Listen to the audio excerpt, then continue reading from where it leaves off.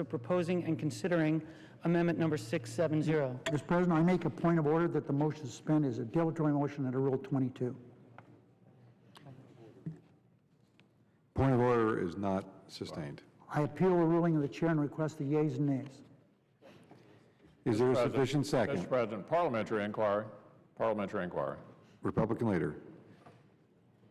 If I may just make a brief observation here, listening carefully to the majority leader, he is suggesting the specter of filibustering by amendment when in fact we had already agreed to 7.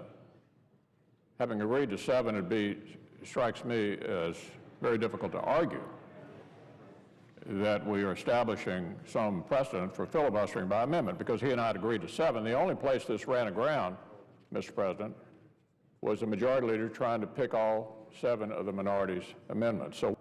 And in a few moments, the rules of the Senate will be effectively changed to lock out the minority party even more.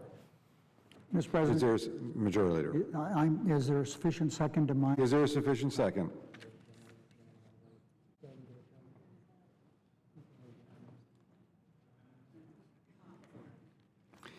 There is a sufficient second. The clerk will call the roll. Mr. Akaka. On the vote, the yeas are 48, the nays are 51. The decision of the chair does not stand as the judgment of the Senate. Mr. President, Majority leader. Therefore, the point of order is sustained.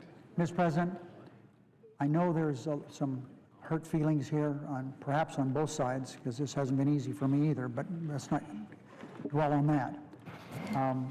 But I want the record to reflect that the fact that we have to do things sometimes that are difficult doesn't mean that Senator McConnell and I have any problems with each other.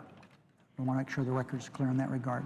So we'll discuss later how we're going to move forward on other things. But here's my suggestion, unless someone has some objection.